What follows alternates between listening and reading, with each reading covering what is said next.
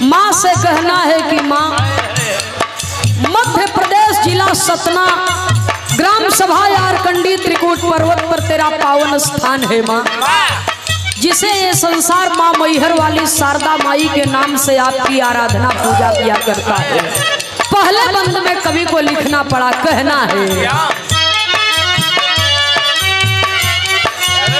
क्षितिजय खंड खंड जाने नाही दुनिया, क्षितिजय खंड खंड जाने नाही दुनिया, क्षितिजय खंड खंड जाने नाही दुनिया।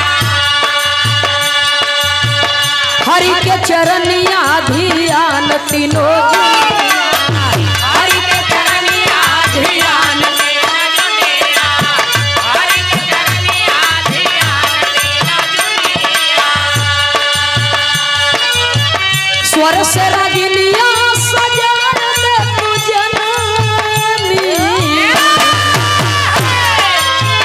स्वर से रागिनिया सजान दे तू जननी, ज्ञान के दिया नवा जलाए दे तू जननी, ज्ञान के दिया नवा जलाए दे तू जननी, ज्ञान के दिया नवा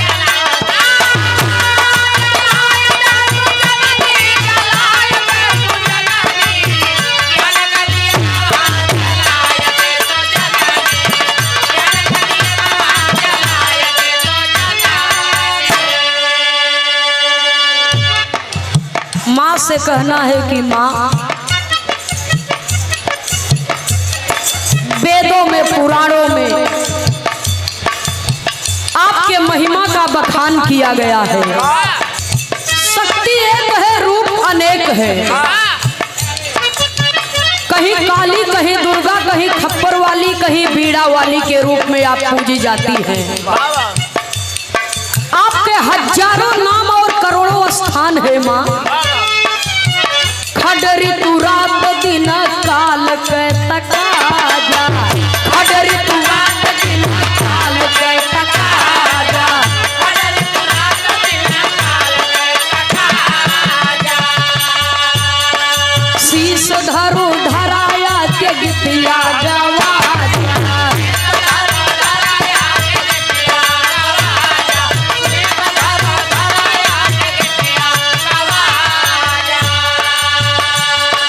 वसन श्वेत अंगिया दिखाय दे तू जननी,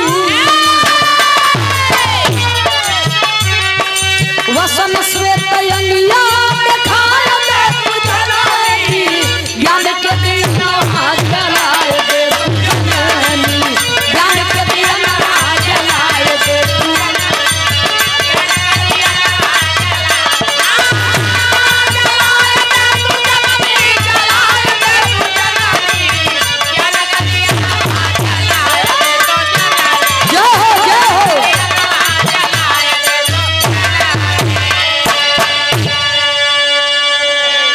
भजन के लाइन में कवि जी श्रृंगार रस का भी भाव लिखते हैं। उस समय नजारा कैसा होता है मंदिर का, और माँ का रूप कैसा होता है, कवि को लिखना पड़ा, कहना है